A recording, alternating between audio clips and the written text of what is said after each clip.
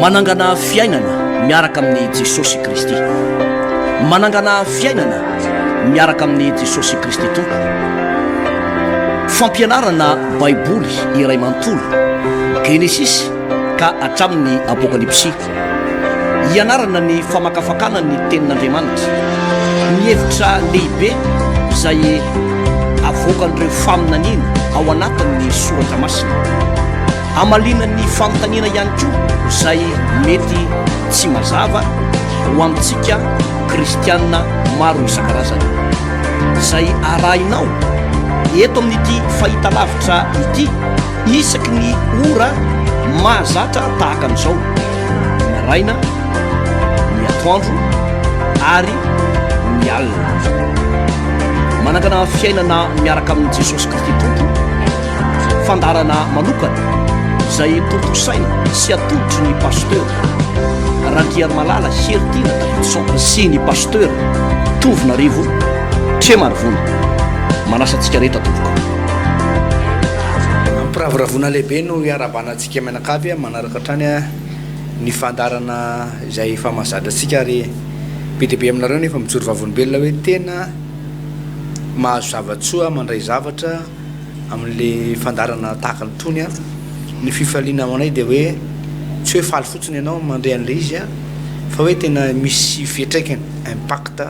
lehibe aminao na amin'ny tokantranonao na amin'ny asanao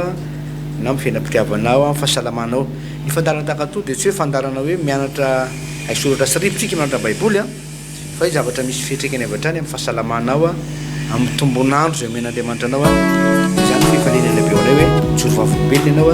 amin'ny zavatra niraisinao tamin'ny fandarana izay efa fanarahantsika manangana fiainana tahaka itony zany. Pasteur Andry Alvarez, miarabanao pasteur Tofo. Ya, miaraban'ny pasteur Andry Alvarez ary dia manona ny fahasoavan'Andriamanitra amintsika tompoka. Andao hivavaka antsika pasteur mitraka an'ity fotoana ity eo ambany fitarian'ny fanahy masina dahoany. Raha eo dia misotranao zay amin'ny anaran'i Jesosy Kristy tompo ny amin'ny fandarana izay andraisanay zavatsoa, andraisanay fitahipana, satria ny tenin'Andriamanitra dia misy fiantraikany amin'ny lafim-piainanay rehetra, amin'ny domaine rehetra eo amin'ny fiainanay, na lafiny ara-boly zany, na ara-pahasalamana, fahasalamany vatana, saina, na ny fahasalamany fiainam-pitiavana ao anatin'ny tokantrano, na ny hoavinay dia misy fiantraikany amin'izany tenin'Andriamanitra. Zao voalazany teninao manao hoe ringana ny oloko no tsy fisy ny fahalalana, ary raha fantatrareo marina dia marina manafaka anareo tsantefy. Ny teninao tompo dia mitondra zavatsoa maro tsy voatanisa eo amin'ny fiainanay. Koa mangataka amin'ny fanahy masina dia mpampianatra endry, ny mpandresy lahatra, mpitarika amin'ny marina rehetra ampianatra anay indray androany. Saotra tompo ny amin'ny fanatrianao masina, ny amin'ny fanatrianao mahery na eto amin'ity toerana ity na ny amin'ny toerana izay andraisana izao fampianarana izao amin'ny anaran'i Jesosy. Amen. Lasika pasteur mpanjaka Samoela voalohany toko fahatelo ambin'ny folo andiny voalohany hatramin'ny andiny fadimy ambin'ny folo novakitsika zany. Ny nedian'ny Israely indray tamin'ny Filistina sy ny nahadisany Saoly ary ny nandavan'Andriamanitra azy. 30 taona Saoly raha vao nanjaka ary nanjaka 2 taona tamin'ny Israely izy. Ary Saoly nifantana 3 arivolahy tamin'ny Israely, ka ny 2 arivolahy nitoetra teo amin'ny tany Makmasy sy tany amin'ny tany avoana amin'ny Betela, ary ny arivolahy nitoetra teo amin'ny Jonatana tany Gibeany Benjamina. Fa ny olona sisa kosa samy nampitiny ho any an-tany avy. Ary Jonatana namely miaramila Filistina izay tany Geba, ary renin'ny Filistina izany. Ary Saoly nampitsoka anjomara teny amin'ny tany rehetra ka nanao hoe aoka andreny Hebreo,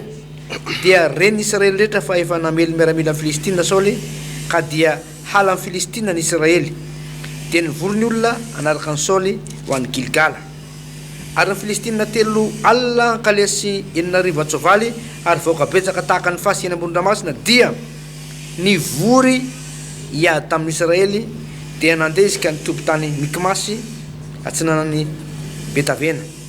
Ary no nitany lehilahy tamin'ny Israely fa porotra izy fa efa orindrindra ny olona, dia nihery tany Anjoy sy tany amin'ny Kiritrala sy tany amin'ny Harambato sy tany amin'ny tany Harambato sy tany amin'ny fierena tany amin'ny lavaka famorindrana izy, ary ny hebreo sasany dia lasa nitany jordana nakany amin'ny tany gada sy giliada fa Saoly mbola tany Gilgala ihany ary nivoaka rehetra nanaraka azy nefa torakovotra be ihany ary nandray fotoana izy araky ny fotoana natao Samoela fa Samoela tsy mbola tonga tany amin'ny Gilgala ary ny olona nielina andao an'i Saoly ary Saoly oetatỳ amiko mifanatitra dorana sy fanatim-pihavanana ka dia nanatitra fanatitra dorana izy ary rehefa vita nanaterana fanatitra dorana indro tamin'ny Samoela ary nivoaka hitsena Saoly mba hiaraba azy dia io Samoela inona no nataonao ary Saoly ritako fa nielina andao any ny olona sady tsy tonga tamin'ny fotoana ianao dia tafangana tamin'ny Mikimasy ny Filistina dia ho zao hidina amin'izao ny Filistina amely ahy ty Gilgala nefa tsy mbola nanao fifonana ho an'i Jehova aho dia sa ihany aho mbola tsy nanao fifonana tamin'i Jehova mbola tsy mbola nanao fifonana tamin'i Jehova aho dia sa ihany aho ka nanatitra ny fanatitra dorana ary io Samoela tamin'ny Saoly nanao adaly ianao tsy nitandrina ny didin'i Jehova Andriamanitra sao sy nandidiny anao ianao fa raha tsy zany ankehitriny Jehova dia nampitoetra amin'ny fanjakanao ho amin'ny Israely ho mandrakizay koa izao dia tsy haritra amin'ny fanjakanao Jehova efa nitady lehilahy ho azy araky ny fony ary zay ny votenan'i Jehova mpanapaka ny olona satria tsy nitandrina zay nandidiny Jehova anao ianao dia naingy Samoela ka nita tany Gilgala ka ny Gibeany Benjamina ary Saoly nandamina ny olona zay teo aminy dia tokony ho enjatolahy ireny paster. Ya misaotra paster Alvarez tamin'izay vaky teny zay a ny zavatra hita moa zany raha ohatra zao tsika mijery eo amin'ny bokin'ny apokalypsy eo paster toko faharoa sy ny toko fahatelo ary ny toko valo amby folo izay dia miverimberinao foana lay teny manao hoe izay maharesy dia avelako hinana ny azonaina eo amin'ny paradisan'Andriamanitra izay maharesy dia ataoko andry eo amin'ny tempolin'Andriamanitra ary tsy ala eo intsony izy zany hoe rehefa andresaka tamin'ireo fiangonan'ireo Jesosy Kristy tompo a dia nampianatra ny olona tamin'izany fotoana zany fa na dia mpanompon'Andriamanitra aza isika dia misy ny ady atrehana ary zay ady zay nefa dia natao horesena ka raha misy kristianina mety lavolefo ny eny an-dalana eny na zay ny maratsiny hoe miverin-dalana zava-doza ny fiverenan-dalana fa ny zavatra atao zany dia hoe mandroso foana ary ianao mandroso nefany a dia tahaka ny Davida zay nanana zao fahatsapany zao amin'ny salamo 3:20 manao hoe mamelatra latabatra eo manoloko eo masin'ny fahavaloko ianao ndikan'izay dia hoe misy ady zay idiran'Andriamanitra mihitsy ho an'ny mpanompon'Andriamanitra anankiray izay vonoka andresy ka nandray an'ilay ositra teo anatrehan'Andriamanitra dia mpandresy foana zay mpanompon'Andriamanitra zay ary zay no tiako ampaherezana antsika ty am-piandohanany hoe raha sendra mandalo zavatra zay niverinao fa mafy ianao am'izao vanim-potoana zao a tsy ny mihemotra ny vahaolana tsy ny monomonona ny vahaolana tsy ny manome tsy ny anizaniza ny vahaolana fa tena andao androso dia andao hiady hatramin'ny farany fa hoy ny tenin'Andriamanitra manao hoe tsy anareo ny ady fa izao ny ady ho anareo zary anareo kosa angina efa nambarantsika teto foana pasteurany hoe ny lanitra na ny fiainana mandrakizay a dia tsy fantosiran'ny olona anankiray na fitsoahan'ny olona anankiray manao hoe resy andeha hitsoka andeha hitsoka andeha hitsoka fa ny olona mpandresy no tonga eo anatrehan'Andriamanitra ka raha matsiaro ny tenanao anao somary resiresy aloha tatoato mbola tsy tary ianao am'izao vanim-potoana zao a raha toka hiverina amin'Andriamanitra indray a dia anoho ny azakazaka zay efa natomboka zay ny amin'iny paster Alvarez zavatra anankiray faharoa dia rehefa diniantsika atao anatin'ny ity resaka baiboly ray manontolo ity paster dia misy rafitra eo amin'ny firenena misy rafitra eo amin'ny fiangonana aka sady mamerindesona kelitsika zao ohatra tamin'ny andron'ny Mosesy dia i Mosesy no nofidian'Andriamanitra ho karazana ohatrany hoe mpitarika ny fireneny zanak'Israely.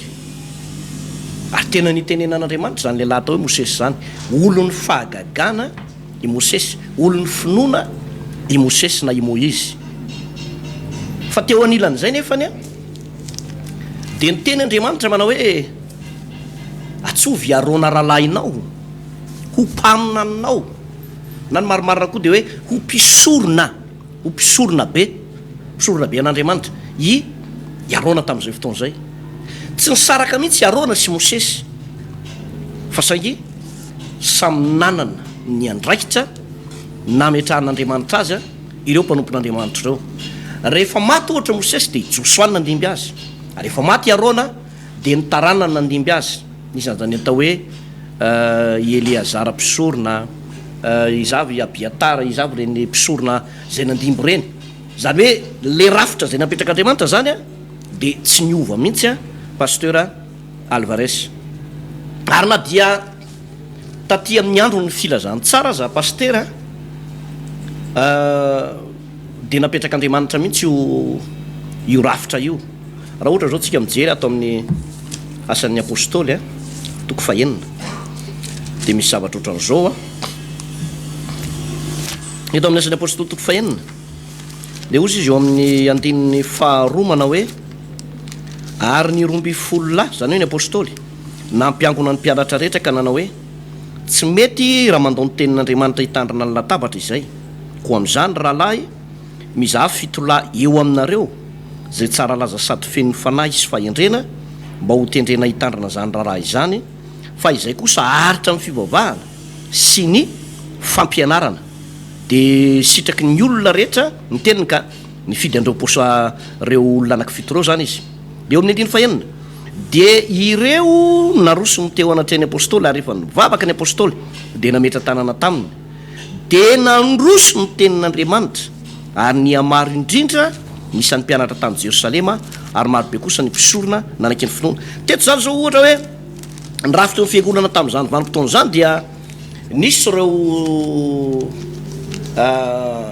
iraky Jesosy mivatana mihitsy dia ny apôstôly tamin'izany fotoana zany nosoro ny apôstôly. Io moa lefa nazavatsika farany teo manao hoe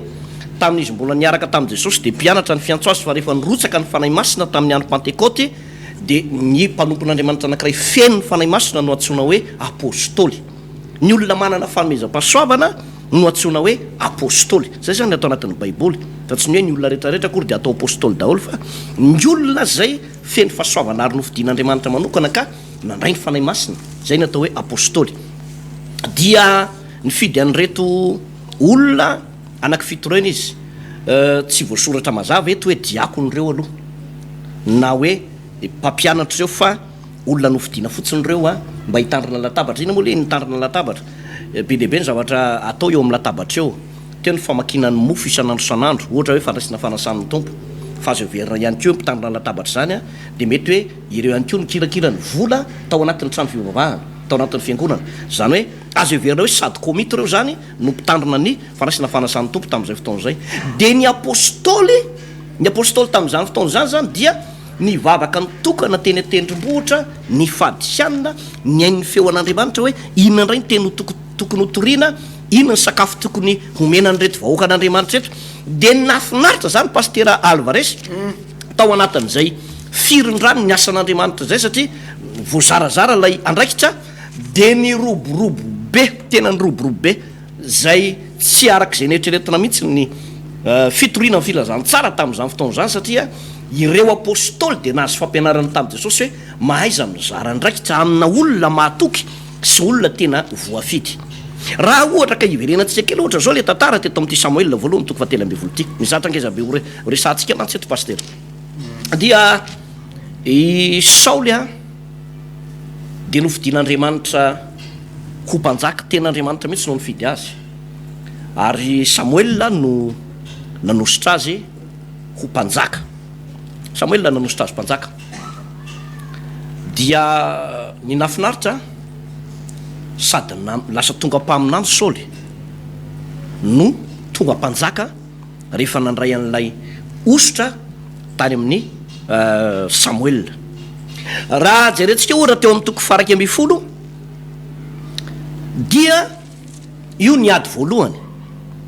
zay nataony Saoly tamin'ny Filistina. Zavatra nahagaga sy tena nahatalanjona de moramora tamin'ny Saoly nandresan'ireo Filistina reo satria de nisy fahendrena ngeza be tao anatin'ny Saoly tamin'izany fotoana zany ary rehefa vita ny ady zay nataony a de nandeha nakany Gilgal niaraka tamin'ny Samoela izy a nanavoan'ny fanjakana sady nanatitra fanatitra teo anatren'Andriamanitra. Zany hoe nahaino nanome voninahitra an'Andriamanitra zany Saoly tamin'izany fotoana zany ary ny nafinahitra ihany koa de hoe na de nanao zay faraherin'ny zany Filistina dia tsy narisy tosika mihitsy ny zanak'Israely tamin'izany fotoana zany satria nomban'Andriamanitra i Saoly mpanjaka. Teto amin'ny toko fahatelo amby folo ty nefany a tonga andraikio ny Filistina ary reto Filistina reto zany tsy manakio resy moramora mihitsy. Io zany pastera de misarika ansaintsika sady hoe misy ady mety efa nazo anao teo aloha fa mbola mety hiverina iny le Filistina iny nahazo anao izy tany aloha de anao mieritreritra hoe afaka am'izay fa mbola mety hiverina le izy fa ny fomba fiatrehana an'le izy no tsy mitovy, ny fomba fandraisana an'le izy no tsy mitovy. Le Filistina tary zao mety hoe vitsivitsy le olona fa eto ndray Filistina goavambe mihitsy ny teto amin'ny toko fahatelo amby folo ty de ina ny zavatra nitranga raiky tahotra Saoly raiky tahotra ary raha vao raiky tahotra izy a ny olona anankiray rehefa raiky tahotra dia mikoropaka ary vokatr'izay fikoropahana zay de tsy naheno intsony ny feo an'Andriamanitra hoe zao atao na ity atao fa nanao foana zavatra ratsy be zany a zavatra ratsy be ny hoe ianao mpanompon'Andriamanitra olombaositr'Andriamanitra de tafalatsaka tao anatin'ny tahotra rehefa nandalo an'le ady io ane rahalasana bavy ny ady tsy maintsy misy fa ny zavatra tokony azotsika antoka de hoe miaraka amitsika ave Andriamanitra ary rehefa miaraka amitsika Andriamanitra tsy ho resy zany tsika ao anatin'ny ady noho zany natonga an'Andriamanitra nampaheran'ireo mpanompon'Andriamanitra atao anatin'ny Baiboly aza matahotra be lehibe ny aza matahotra atao anatin'ny Baiboly ato feno aza matahotra be lehibe ato ary iny aza matahotra eny manana anjara am'ireny ianao isanandro maraina tandro ariva ianao afaka maka aza matahotra be lehibe fa nahavarina teto natahotra ihany Saoly mpanjaka ary rehefa natahotra igarainy a de Samoela amin'io mbola nijanona 7 andro tany mbola hoe nisy zavatra nalamin'ny Samoela tany a mbola mety nivavaka izy a mbola nisy zavatra nataony ny fanarahany izy sy Andriamanitra tany de nikoropaka be izy Saoly mpanjaka de inona ozy ianao ny zavatra nataony nalainy ny fanatitra odorana sy ny fanatim-pihavanana zavatra tsy azo atao fa ny mpisorona na ny mpaminan'ny Jehovah ihany no afaka manao an'izany. Ny olona nosoran'Andriamanitra hanao an'le fanompo-pivavahana irery ihany no afaka manatanteraka ilay asa fisoronana dia poritra loatra aho ozy tery aho ozy nitsoka daholo ny vahoaka zany hoe niala ny vahoaka zany nandao azy ny vahoaka satria natahotra mitovy aminy ihany dia nalainy lay fanatitra hodorana sy fanatim-pihavanana de nataon'le izy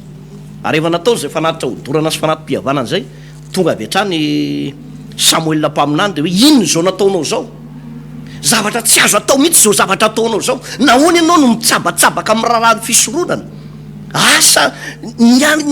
anjaranao no mitarika mandamina ny ary amin'ny firenena ary amin'ny tontolo politika ny tokony ho ataonao alamino tsara ny vahoaka jereo ny asa sosialy meo hanina izy amboary ny lakan-drano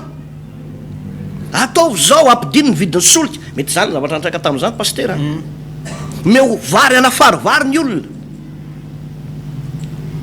ataovy maimaimpona ny vaksiny mety zany zavatra nataony reo vahoaka sy Samoela tamin'izany fotoana zany fa aloha ngara indray ary amin'ny fiangonana ary indray izy no nidira indray ny resaka fiangonana izy indray nandamina ny resaka fiangonana de zay zavatra zay pastera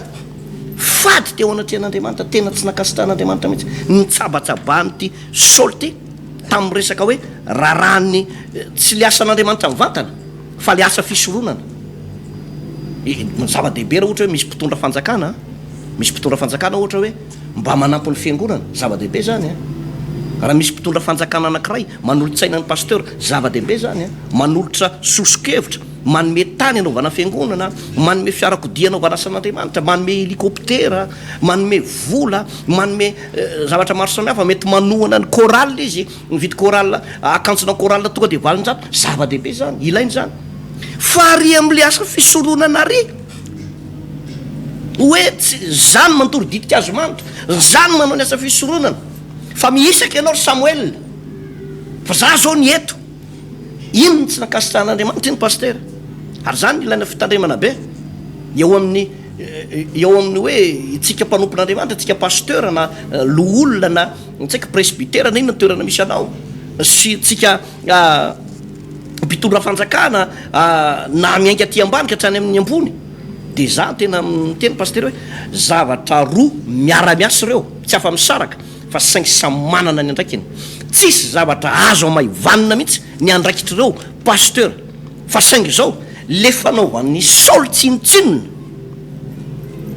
nanana ny fahefana izy teo amin'ny tansy ny firenena de natsaony tsinitsinina le asan'andriamanitra nataony tsinitsinina i Samoela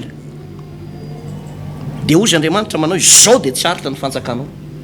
tsy maharitra ny fanjakanao izy iary Jehova ozy efa mitady olona araka ny fony zany eny maharatsy be n'le hoe ny misy mpitondra fanjakana na olona manana fahefana dia mieritreritry kitikitika fiangonana reny paster hoe mikitika fiangonana ianao dia le fiangonana mivavaka de za efa nahita mihitsy paster za efa tena ny masoko mihitsy ary zazo mihitsy niaran'zany zany niaran'zany tany amin'ny toerana anankiray nanao fiangonana teo amin'le toerana anankiray zay de rehefa nanao fiangonana teo amin'le toerana anankiray de nisy an'reto fianakaviany reto ohatrany hoe nivavaka atao izy aloha de rehefa nivavaka atao amin'le trano fivavahana izy trano fivavahana vaony oloko de nanomboka ohatrany nankahala tsikelikely izy nefa mody mivavaka atao ihany izy reto tena fahavalon'le fiangonana mihitsy de nanomboka nakorotana le fiangonana de nataony tsinitsinina le asan'andriamanitra de nataony be de be le zavatra nataony fa nefa rano zany olona zany za tsika tsy hoe manozona olona akory fa nisy tamin'ireo olona reo lasa dala mihitsy tao anatin'le fianakaviana lasa dala akoatran'izay hoe niaran'ny fahafatesana za tsy nanozona azy mihitsy fa hitako ny fihafaran'zany olona zany zany ren'le mila vanina reny tsy misy mila vanina hoe ohatratsika zao rehefa le mivavaka de mitabataba hoe fanay masinao milanao satria zay ny tenin'andriamanitra antsoa de hovaliko ianao raha noko zavatra lehibe sarypatanaka zany miantso zany paster tsy hoe miantso de mikompona vava fa le miantso zany tena mila miteny mihitsy de misy olona tsy faly am'ireny hoe secte reto secte mampididozy reto de misy olona mikendry mihitsy hoe ahoana ny anafoanana an'ireo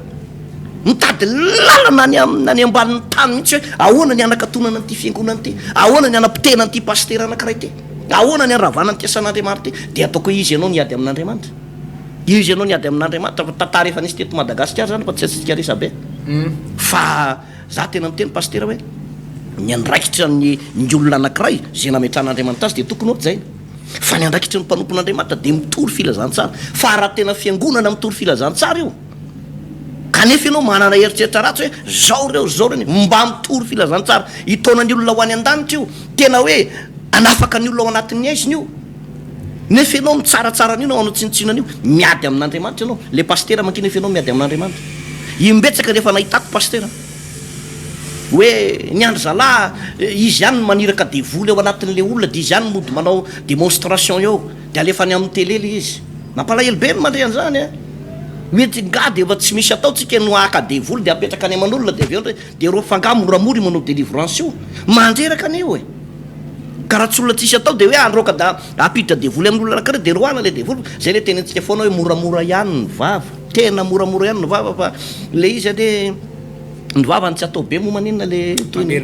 mamerina azy ny sarotra avady badio mipita ny lelany ozy ny oabolan'ny tolo malagasy zay vao miteny satria le vomafy eny teto i Saoly paster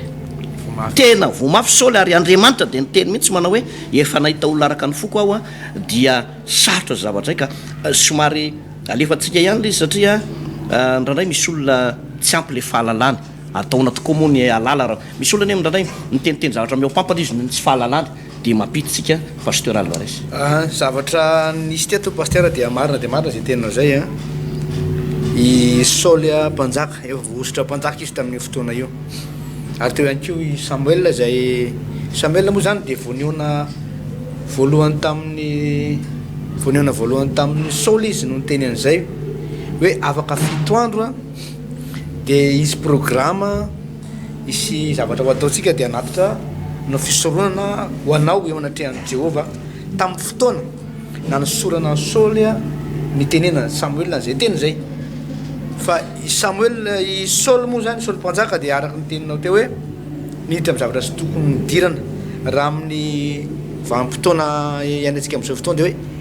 usurpation de pouvoir zany hoe zavatra sy tokony nataony a nefa dia ny sandohany ho natao zany grave be ny satria nanam-pahefana nanam-bola teo amin'ny miaramila dia mieritritra izy hoe anazy daholo ny fahefana ary ny miaramila moa zany teo amin'ny 3 arivo tamin'ny voalohany fa dia niala reo miaramila reo a rehefa nahitan'ny fahavalo zany hoe tonga dia niverina 0 mihitsy zany pasteur ny finoany miaramila ny finoan'ny Saoly ary na Saoly ary torakovitra tamin'ny fotoana io a ozy ny ten'Andriamanitra poritra andiny fahaenina dia zao mivakina ary no hitan'ny lehilahy tamin'ny Israely fa poritra izy fa efa orindrindra ny olona dia nihery tany anjoy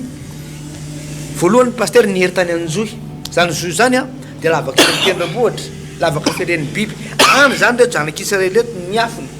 nefa maramila sy tany amin'ny tany kriatrala sasany afina tany anaty ala sy tany amin'ny tany aram-bato sasany tany anaty vato sy tany amin'ny tany firenena ary tany amin'ny lavaka famorin-drano zany hoe any anaty lava-drano zany pasteur no niafina ny maramila sasany ary rehefa vakitsika ny andin'ny farany arivo ary Saoly nandamina ny olona zay teo aminy dia tokony 900 lahy reny 3 arivo izy tamin'ny voalohany fa 900 lahy sisy any afarana satria mafy be zany le zavatra anatriany zany a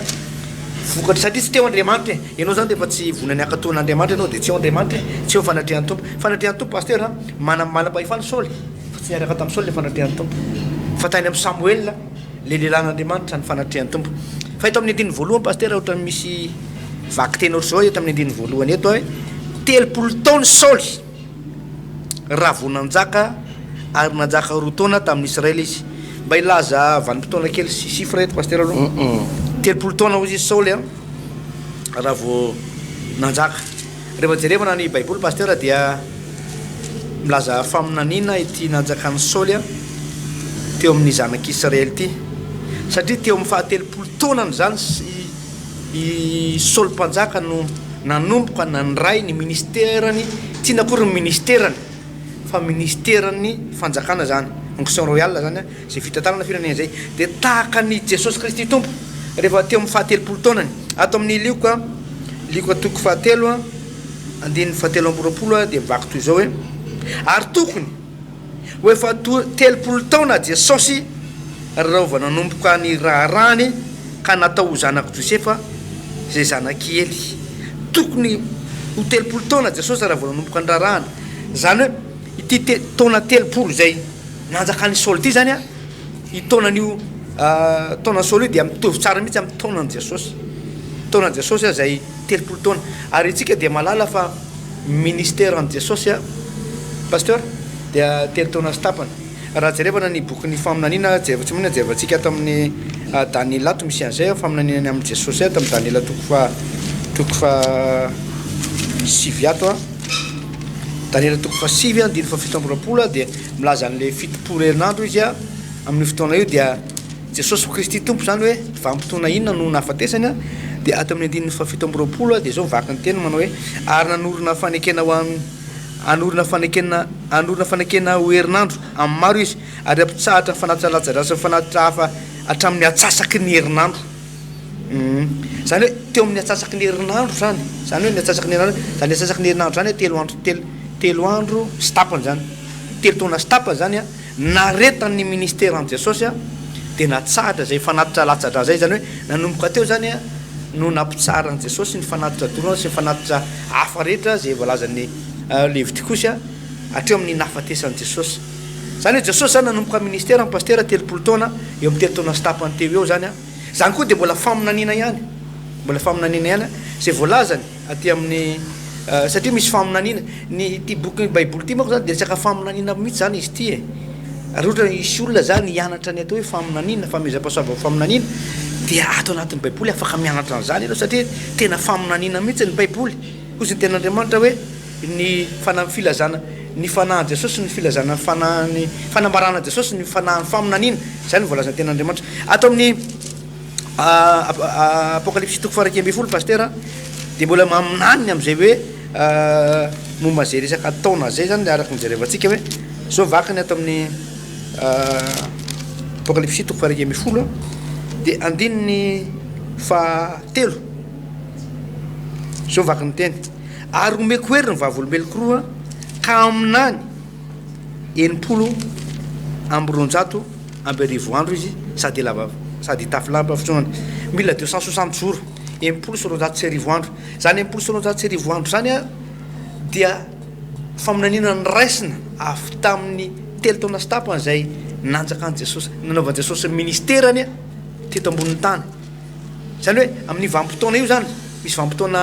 amin'ny baiboly manko misy vanim-potoana hoe nisy vanim-potoana ny lalàna de tsika zao miaina amin'ny vanim-potoana ny fiangonana vanim-potoana ny fahasoavana de miandry ny vanim-potoana ny fiavian'i Jesosy tsika de misy le vanim-potoana ny fahoriana lehibe ka vanim-potoana fahoriana lehibe Jesosy le pasteur le hoe telo taona sy tapany zany a no aretan'ireo mpaminany anakiroa de ho faty koa ireo zany hoe niainga tamin'ny ity tantara Samoela ty zany ny faminaniana hoe telopolo taona nanjakany Saoly nanomboka niditra tao ministère koa Jesosy ary telo taona sy tapany no faharetan'izay ministère an'izay tsara fantatsika zay satria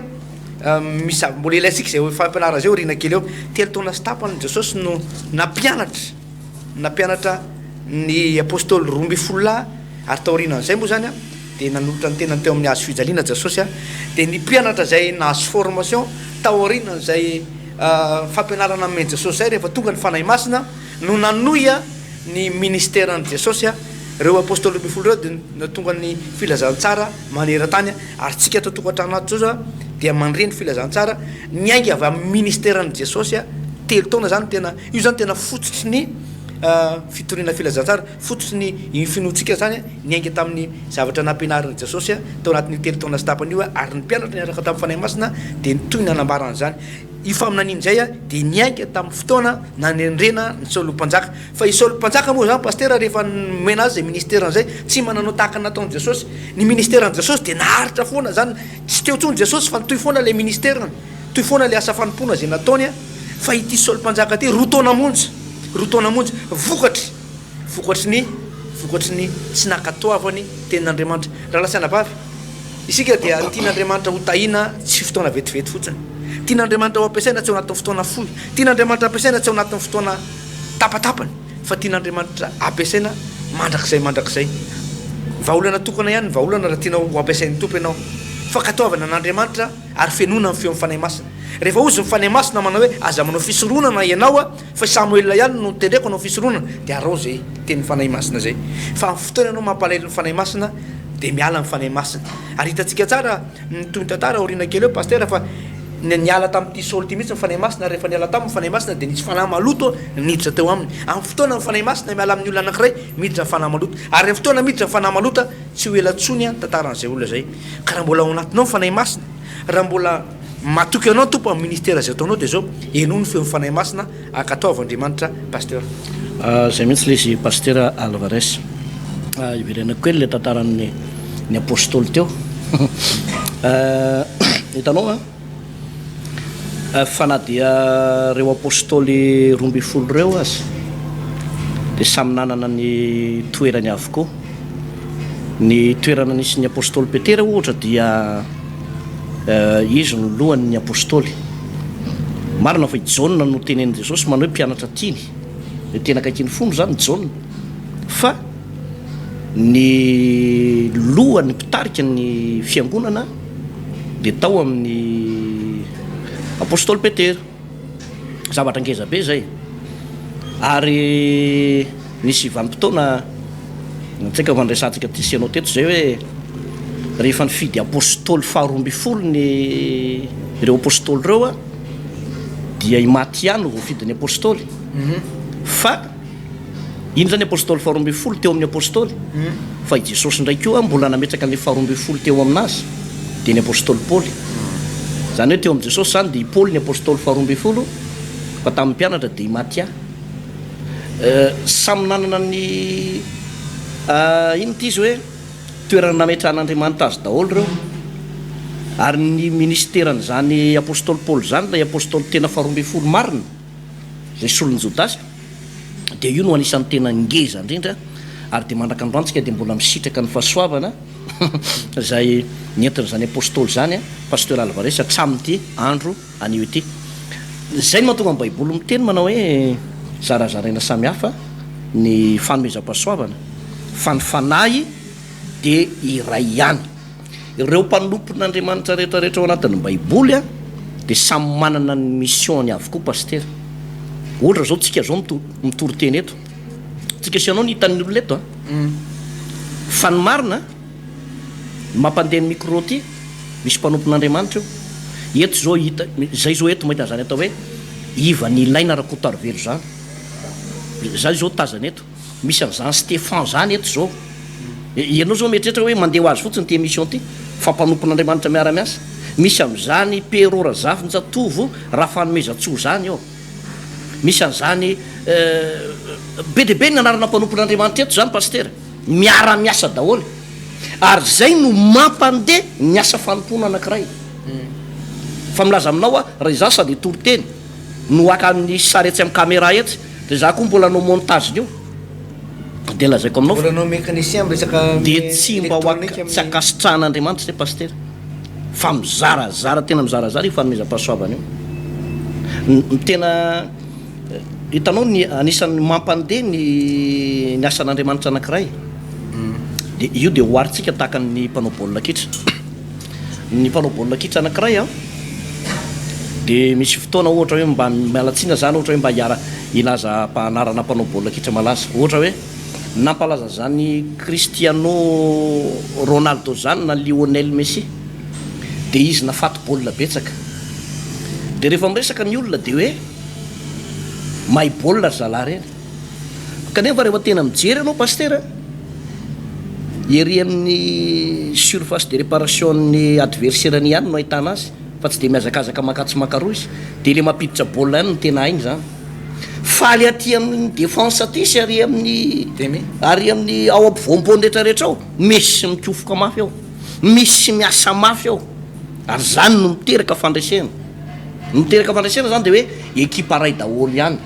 ny mpitory filazantsara ekipa ray daholo eo anatin'ny fiangonana ozy ny romanina toko fafito ny romanina toko faharoambe folo sy ny korintiana voalohany toko faharoambe folo azafady io fanomezam-pahasoavana io misy tanana misy tongotra misy maso misy vava be dehibe zany ka ny tanana tsy teny mihitsy amin'ny vava manao hoe tsy ilaiko ianao na ny tongotra tsy teny amin'ny tanana hoe tsy mila anao zay fa zay tena zay ihany no tena mandeha aty ambany aty na hoe ny vava tena zay raha ka tsy mila anareo kipo fa tena taraky be nareo fa raha vo tsisy kipo tsy mahinana ny vava ary zay marary amin'ny tenany olona anankiray dia marary daholo daholo ny tena ndray manontolo ijero tsara fa na misy olona anankiray marary vavony fa tsy metsika eo ambony fandrina io fa nitongotra tsy teny manao hoe tsisy idiratsika zany dorangatsika iainga riaky be tongotra fa tsisy idiratsika zany fa ry vavony fa tsy maintsy marary daholo paster ary zany no mampandeha ny asan'andriamanitra ozy zany hoe ao anatin'ny rafitry ny fiangonana anankiray zany hafa ny andraikitry ny paster dia tokony araka le tenin'ny apôstôly paoly teo hoe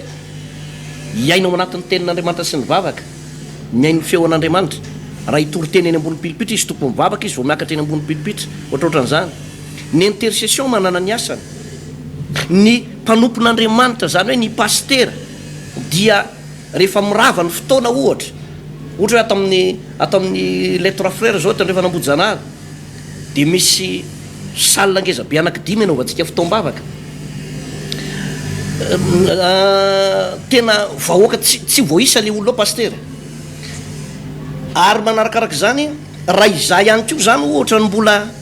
ivavaka ho an'ireo rehefa mifarana ny fotoana tsy vitako reo fa misy ekipana mpiandro be dehibe ao mbola mandray am'zay olona mila vavaka zany le fanomezam-pahasoavana miara-miasa ao anatin'io dia misy komity ao reo komity reo no manisa vola misy komite eo 7-10 komite eo reo no manisa vola eo fa raha ohatra hoe pasteur sy mivadiny de ny zanany vavy matoso ny zanany faravavy no manisan'io tsy eto io pasteur tsy mandeha io asan'andriamanitra io ary tsy mifampatoky io asan'andriamanitra io de lasa zany no anisany ataoko hoe lesiko angeza be eo amin'ny asan'andriamanitra am'izao fotoana zao satria pasteur no manao délivrance pasteur no mitory-teny pasteur manao intercession izy ihany mandrafitra pilipilitra izy no mandeha mividy fantsika izy mandeha mividy marteau de izy ihany ko mbola mibata barika de lasa de izy ihany ko mbola mividy ao viva hosotrony manao décoration mbola izy mianakavy ihany ko manatry fanatitra de mbola izy ihany ko no manisan'io entiny amin'ny kitapobeny de ny an-trano no isainy de hitalazaiko aminao a ity zavatra miseho tamin'ity tantarany Saoly ty Saoly Samoely ty tena ratsy be mihitsy ty ozy izy Andriamanitra manao hoe efa nahita olona araka ny foko any dika leo nahita olona araka ny foko de hoe esorika aminao fanomezam-pahasoavana esorika aminao le ositra napetrako tao aminao esorika aminao le fahasoavana napetrako tao aminao fa mitady olo-kafa de lasa mikatso le asan'Andriamanitra lasa tsy mandeha le asan'Andriamanitra noho ny tsy fahaizana mitantana ary zay ny tena koza hoe misy rafitra io pasteur tena misy rafitra io misy olona atao anatin'ny fiangonana natao matianina amin'ny asan'Andriamanitra misy tena pasteur matianina fa misy ndray tsy matianina amin'ny asan'Andriamanitra misy zany atao hoe plein temps fa misy mi-temps ny plein temps raha ny tena marina de tokony ho ao amin'ny filazantsara mihitsy izy ary zany mahatonga amin'ny baiboly manao hoe ny mpitory filazantsara de mivelona amin'ny filazantsara aza manakombona ny vavan'ny ombo mivelo vary ny dikany mihitsy de resaka ombo loatra fa le mpanompon'Andriamanitra mitory ny filazantsara de ireny mpanompon'Andriamanitra mitory ny filazantsara plein temps matianina amin'ny asan'Andriamanitra reny manana zo reny pasteur mba hakapahany amin'ny 70 karena sy fanatitra kinona moa ny velomany fa tsy maintsy zay ny pasteur rehetrarehetra manerana an'izao tontolo zao de izay daolidaoly antan'io daholo ny pasteur fiangonana zokiny sy ny fiangonana zandriny fa ao anatin'ny volam-piangonana izy makanina hoanina fa misy ndray reo le hoe mi-temps zany hoe sady mitady vola izy de reny ray zany pasteur tsy matianina amin'ny asan'Andriamanitra de tokony tena mitady vola mihitsy ary reny le mpanompon'Andriamanitra le mpino mitady vola eny tena tokony hitady vola fa nrandray iny mahavoan'le izy zany pasteur mafana fo izy aty amin'ny fanomponan'ny tompo fa kamo izy mitady vola de lasa mantra de roana le fanany fantrana le fanany fantrana efa tsy otsony fa le akamona no ao tafiditra ao de rehefa tafiditra le akamona de ozy ny tenin'Andriamanitra hoe mifanany kamo manio fa tsy mba mahazo ny olona mazoty ihany no atavesina ozy ny tenin'Andriamanitra fa ny olona kamo tsisy olona kamo tafita zany tsisy olona kamo zany mieritreritra anao manao hoe tena taio a tompo fa tena za kamo mitady vola fa zany ray mazoto mivavaka sady mazoto mivavaka ianao no mazoto miasa zay ny tahin'Andriamanitra anao resaka mission Saoly sy Samoela daholo zany resantsika zany pasteur satria be dehibe ny mpino mirenireny fotsiny ohatran'ny kaina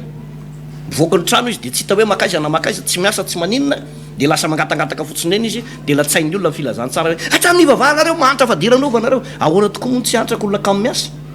fa rehefa miasa nefa io olona io tahin'Andriamanitra io pasteur tahin'Andriamanitra io olona io zay zavatra anankiray zay de eo am'le hoe rafitra zay ihany ny pasteur Alvarez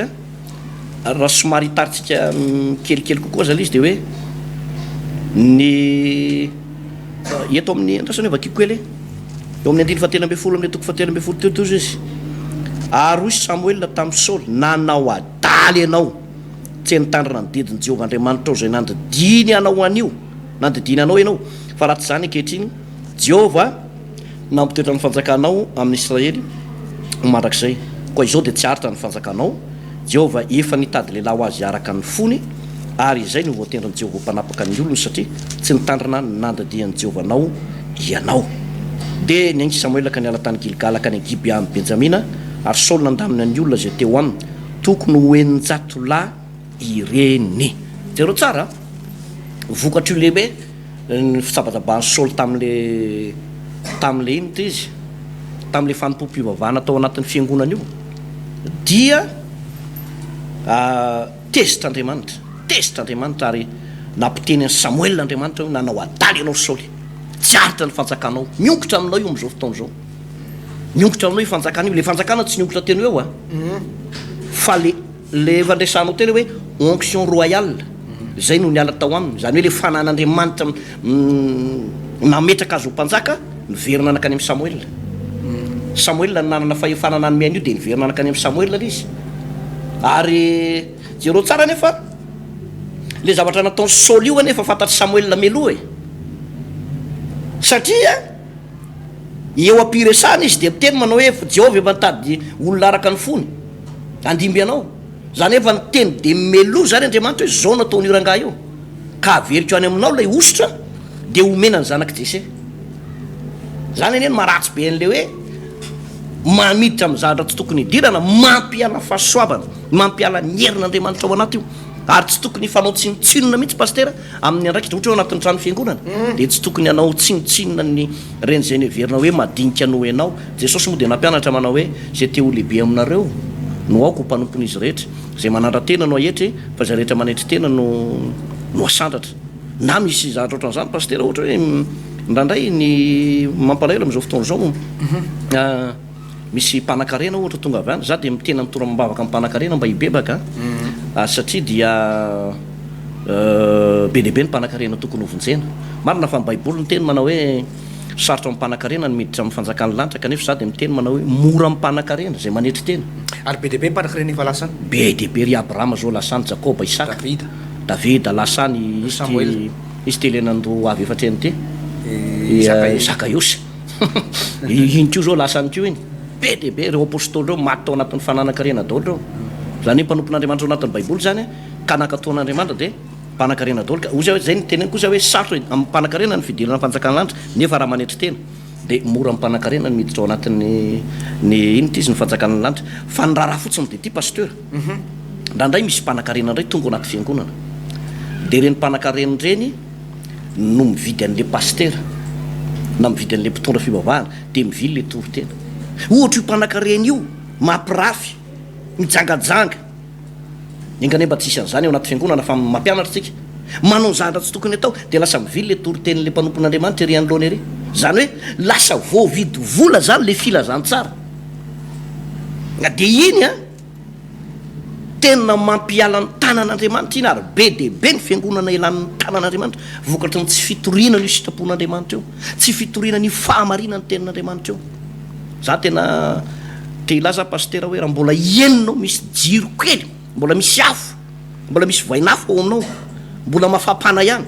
ivereny ny fitoriana ny fahamarinana sy ny sitrapon'Andriamanitra fa io ane pastera ny lalan-danitra zany tsy fanambatambazana hoe enao any an-danitra indray hoe no tambatambazana ianao ositranina indray ny tambatambazana tongava fa ositranina ianao tongava fa ho any an-danitra ianao ahoana moa ny fanambitambo ohatran'izany fa mampianatra fotsiny tsika de safidy io pastera ozy izy Mosesy manao hoe napetraka eo aminareo ny fitahina sy ny ozona ny fiainana sy ny fahafatesana koa mifidiana ny fiainana mba ho velonareo io tsy miteny manao hoe tsy maintsy mifidy ny fiainanareo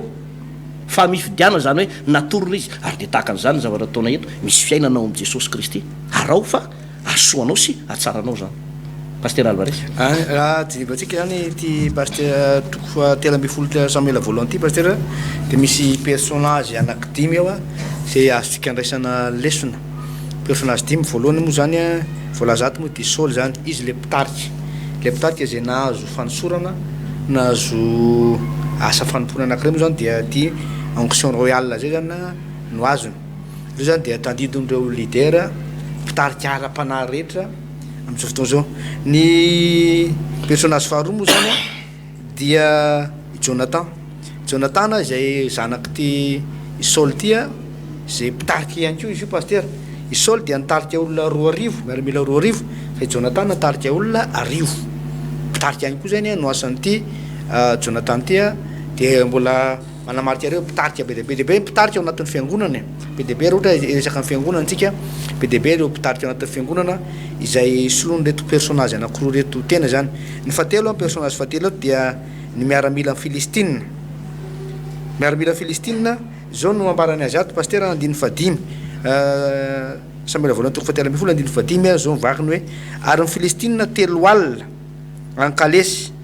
sy 9 antsovaly ary vahoaka betsaka tahaka mifasika eny amoron-dranomasina tsy tahiza zany isan'ny reto Filistiny reto ary ireo dia personnage fahatelo zany atao anatin'ity hitatsika ato personnage fahaefatra dia miaramila ny Israely zay rehefa nahita ny reto fahavalo reto de lasa nandositra ozy ny ten'andriamanitra poritra zany hoe vao nahita ny fahavalona pastera de nisy tonga de nietsika aritikipy teo de lasa nitady toerana tany anaty lavaka tany tena mafy be zany ny fietrehany na de mbola tsisy ady akory azy de zay ny zavatra nisy eto personnage faefatra dia reto miaramila ny zanak'Israely reto ary ny personnage fadimy dia Samoela mpaminany lehibe izay azo lazainy hoe ray aman-dreny lehibe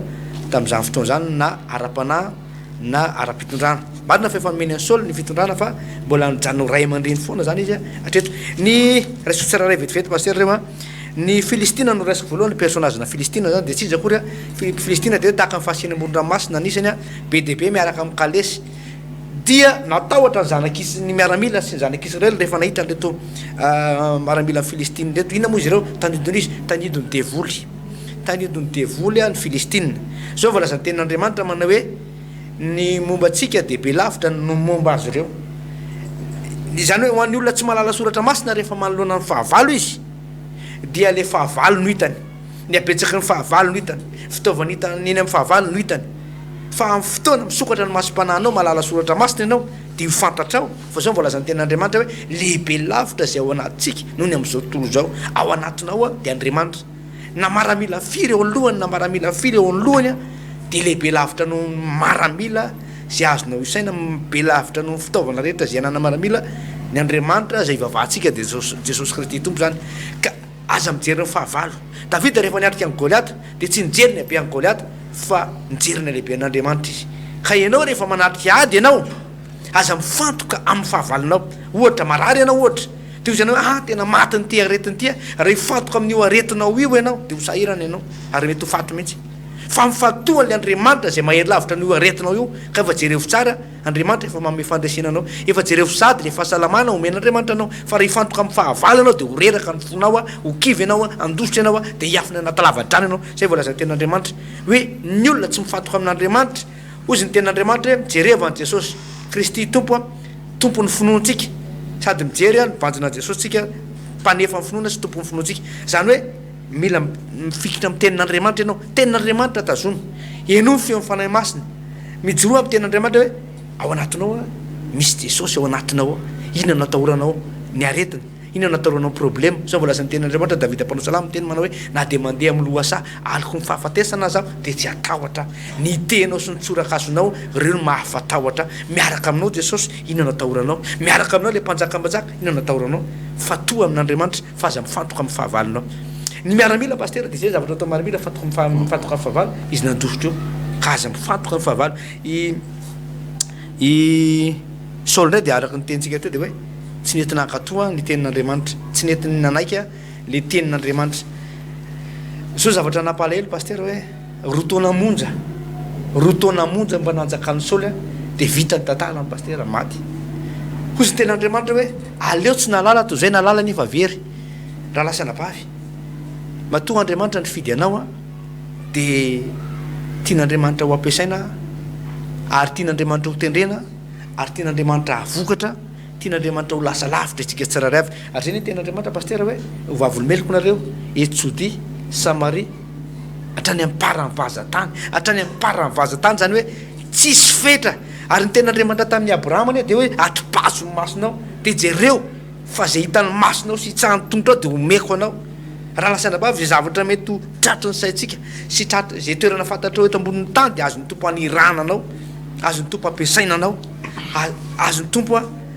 hitariana anao raha tena vonina ianao ny ankatoana azy hoe tahiriso aoka ianao ho sary-piaro am'le antson'Andriamanitra ao anatinao aza vela ho voaloto aza vela hiala aminao zany tanan'Andriamanitra antson'Andriamanitra ao anatinao zany fakatoavana famasinana fanatrehan'ny tompo aza vela hiala aminao zany teny zany fa hitanao fa tsy maintsy andresy anao Samoela moa dia mariky le hoe ray aman-dreny de hoe fanahy masina pitarika manome fameza-pasoavana tsy maminany ihany fa fameza-pasoavana maro samihafa mampianatra manasitrana teny fahendrena teny fahalalana mitoro-teny sy ny maro samihafa malobe tsy voatanisa zavatra fameza-pasoavana azontsika resina ka fatanina mipetraka de hoe aza hoe zany toerana misy anao am'izao fotoana zao i Saoly tsy navitany andraikitra zay nomena anazy ny miaramila tsy nino ny tenin'Andriamanitra tsy nalala ny soratra masina dia aiza ho aiza ny toerana misy anao zay mandre amin'izao fotoana zao mety ianao ne mety tsy mamafatranao anatin'ny fiangonana e ianao ne mety tsy mitoro-tena eny am-pilipitra ianao ane mety tsy komity araboly ao anatin'ny fiangonana ray fa mety hoe mpino ianao amin'izao fotoana zao hinana ndraikitra tokony ataonao sy mila ataonao ao anatin'ny fiangonana vitanao ve ny andraikitra zay omen'Andriamanitra anao aiza ho aiza amin'izay toerana zay misy anao le karazan'le olona le tsy mankatoa ten'Andriamanitra ve sa le karazan'le olona manohana ve sa le karazan'le olona tsontra zay toerana misy anao amin'izao fotoana zao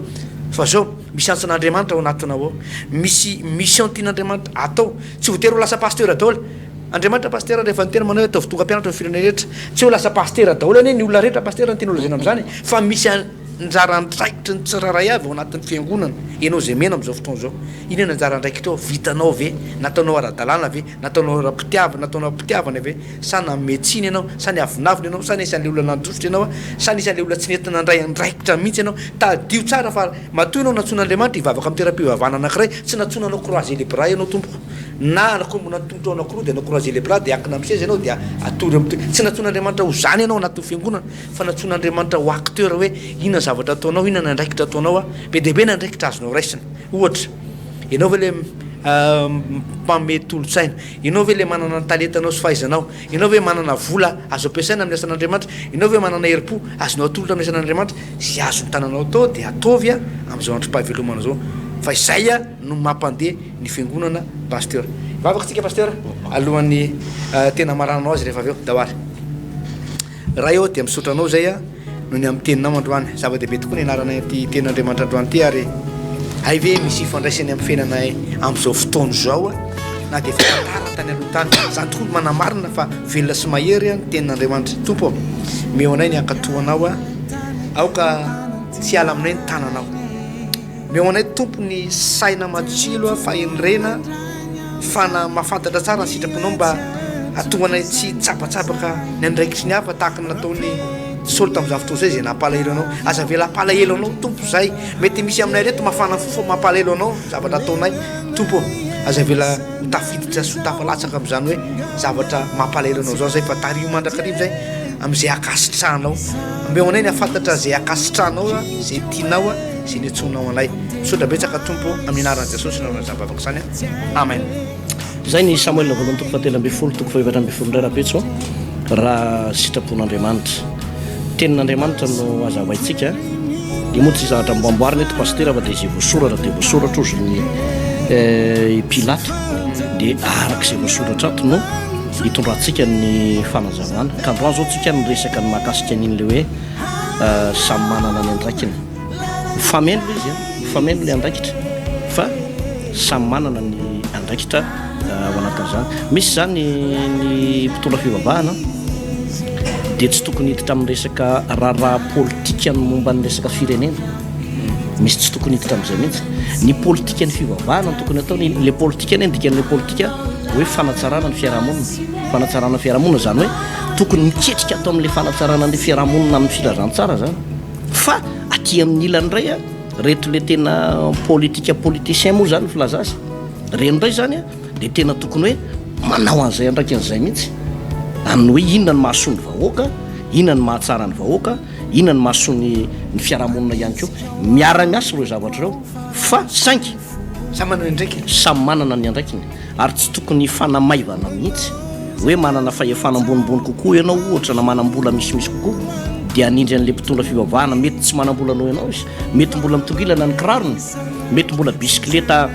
manao an'izao ny fandehan'ny bisikileta ny arina iny nefa pasteur izy dia tsy azonao atao tsinitsinona mihitsy izy satria Andriamanitra no nanositra azy Andriamanitra no nanositra azy ary ny fanaova ny Saoly tsinitsinona n'ilay ositra tao amin'ny Samoela no nahatonga an'Andriamanitra tena nanongana Saoly tsy zakan'Andriamanitra mihitsy hoe lasa mpanjaka Saoly dia nataony tsinitsina amin'izay le ositra tao amin'ny Samoela tsy zakan'Andriamanitra zay dia nosotomin'Andriamanitra izy noverina tao Samoela dia avy eo nafindra any amin'ny Davida zay mbola mianarantsika tsy ho elaka dia samitain'Andriamanitra tompoko mahereza daholo veloma tompo manangana fiainana miaraka amin'ny Jesosy Kristy manangana fiainana miaraka amin'ny Jesosy Kristy tompo fampianarana baiboly iray manontolo Genesis ka hatramin'ny apokalypsy ianarana ny famakafakana ny tenin'Andriamanitra ny hevitra lehibe izay avoakan'ireo faminaniana ao anatin'ny soratra masina, amalinan'ny fanontaniana ihany koa izay mety tsy mazava ho amintsika kristianina maro isan-karazany, izay arahinao eto amin'ity fahita lavitra ity isaky ny ora mahazatra tahaka an'izao, ny araina, ny atoandro ary ny alina. Manangana fiainana miaraka amin'i Jesosy Kristy Tompo, fandarana manokana izay tontosaina sy atolotry ny pasteur Randriary Malala Heritiana Davidson sy ny pasteur Tovinarivo Tremarivony. Manasantsika rehetra tompoko.